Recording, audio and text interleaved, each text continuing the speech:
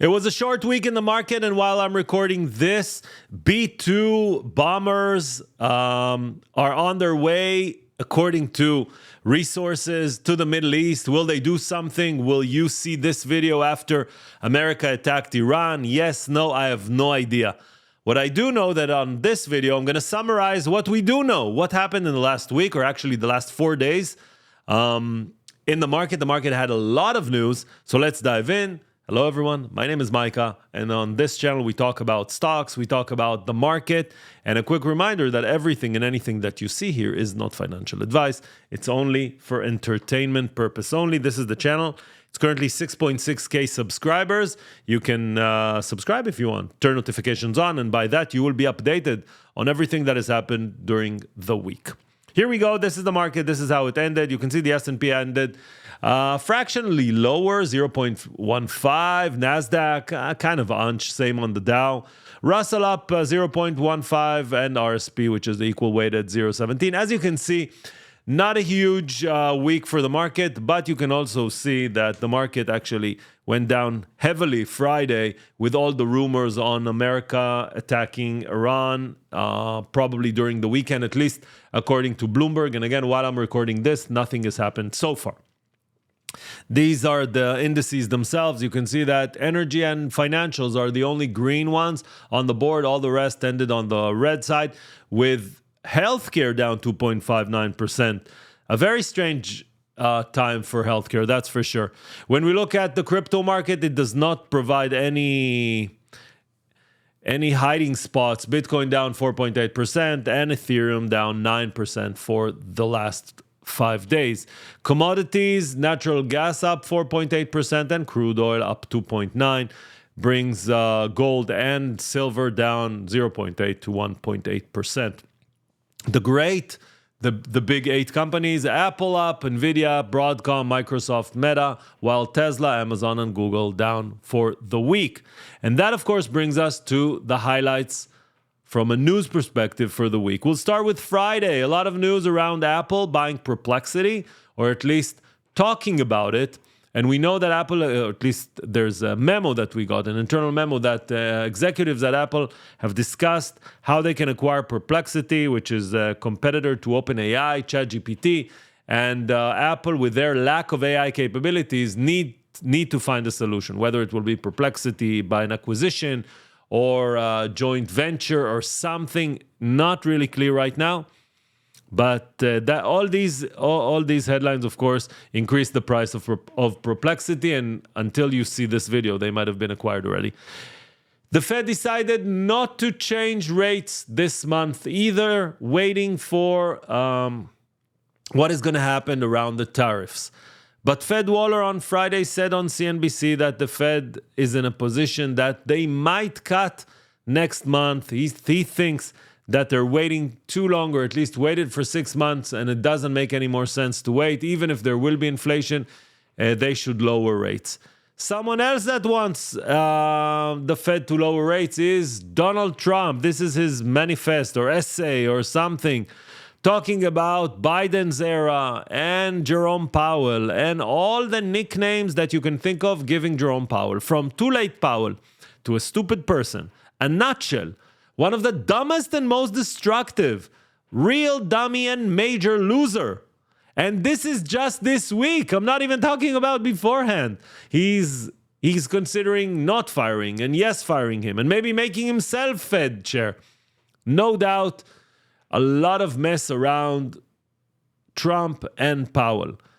On the GDP front, GDP is positive 3.5% for the week. And kids, if you're seeing this right now, this is not a way to talk to someone that you're working with. Okay? There are other ways to solve different ideas by not providing nicknames. Important, I think, to say it on this channel, because I don't know who's watching. Robinhood, ticker Hood, went up this week, and everyone was asking why. Friday, we got the answer. Robinhood Gold provides the ability for their customers to take a mortgage with a rate that's at least 0.75 lower than the average. Of course, there's an asterisk, and there's a lot of explanations, blah, blah, blah.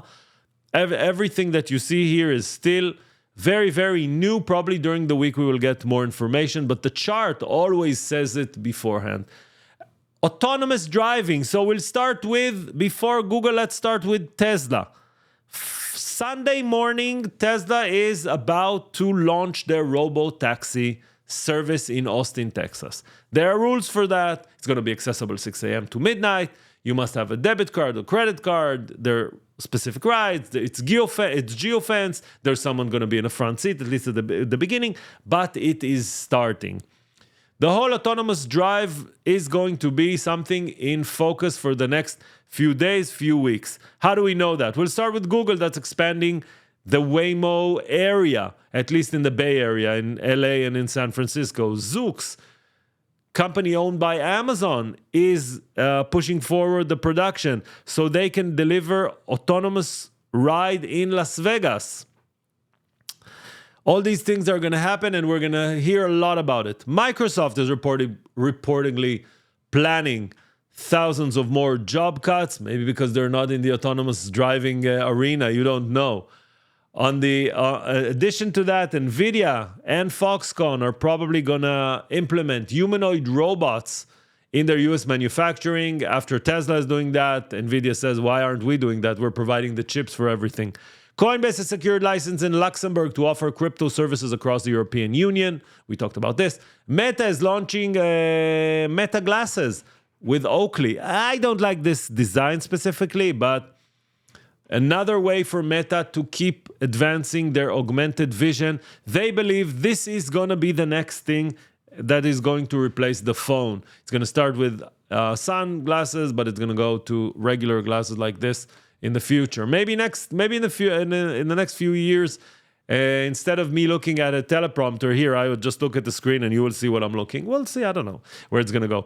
Nanonuclear, ticker NNE, has signed an MOU with Namibia to help them advance and develop a domestic nuclear fuel supply chain. SoFi and Benzinga have joined forces to revolutionize the investment research for everyday's investor, meaning that every investor in SoFi will get data coming from Benzinga. Uber is expanding their AI data services for other companies that want, because Uber has a lot of data underhand. Tesla signed the first ever China electricity scale solution. 12 billion login credentials have been stolen from Apple, Google, Facebook, and Telegram. You should assume that your login user password has been stolen, and now just replace it and do two-factor authentication. IonQ just broke a major record in quantum computing while they solved the most complex protein folding problem ever run on a quantum machine.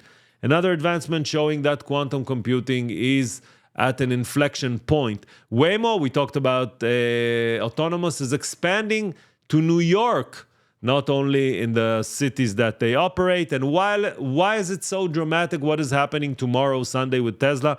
Because you see this car with all these radars and cameras, and this car costs $150,000. Tesla says, or at least Elon Musk says and believes, that a regular Tesla with the 8 cameras that exist today, a specific software, but anyone can download it once it's operational, can do exactly that. If that is the case, then $150,000 versus a $40,000 or $50,000 or $60,000 is a true game changer. But we need to see that in the next few weeks, months. Meta, according to Sam Altman, is offering $100 million signing bonus to major AI talents. $100 million for a signing bonus. Interesting. ASTS or AST Space Mobile is partnering with Vodafone India to provide connectivity to rural areas in India. If someone lives in a rural area, would they? I don't know. Marvell is guiding to $18 to $19 billion AI data center scale in 2028. Netflix is partnering with French broadcaster TF1 to stream their TV. Salesforce is increasing their price on many of their products. CRM is the ticker. Amazon's Andy Jassy, their CEO, is saying that he thinks generative AI expect to reduce total corporate workforce, meaning he's telling his employees, you're going to be fired. JP Morgan is adding tokens after saying no crypto, they're adding tokens. Microsoft is partnering with AMD to have AMD's chips inside Xbox. Eli Lilly is striking a $1.3 billion deal to buy a gene editing startup Verve. Amazon announced there's going to be 4 days of one Prime Day. So it's going to be from July 8th to July 11th. Elon Musk posted his drug test, as if someone cares. And last but not least, solar stocks got hammered on Monday after GOP tax bill would extend or actually reduce. Basically, they're going to reduce their credits to 0 by 2031, and they need to recalibrate. Those were the news for the week. Now, as I said, I don't know what's going to happen during the weekend between US and Iran. I don't know if something's going to happen. So everything I'm covering is assuming that business as usual. And yes, I know things might happen. These are the companies that are going to report. KB Home on Monday, FedEx on Tuesday, and Carnival Cruise. Wednesday, we get Micron. Thursday, we get Nike. These are the bombers that are on their way. I have, again, no idea. And last but not least, PCE on Friday. We're going to get Fed's inflation gauge, which is a combination of PPI, CPI, and additional kind of salt and pepper on top. And that brings us to the S&P 500. This is the chart represented by Japanese candlesticks. You can see that we are here. 59.67 on the S&P 500. We have a gap. A gap is opening price, which is lower or higher depending on the trend. In this case, lower than the opening price or the low price of the day after. You can see we have one gap here and around 58.50 and another lower gap that starts at 57.88. As you can see, the S&P 500 is down in the last few days, down around 1.7% from the peak that it had on Wednesday, June 11th. Will we continue? Currently, the trend is a downward trend with volume that's increasing. Whether Friday was the last day of this trend and it's going to change higher or not, it's really difficult to analyze right now, especially with all the geopolitical and the military news. You should assume that there might be a downward pressure all the way to 58.50, maybe even lower to 58.27. But then probably buyers are going to step in, if not earlier, and push us up.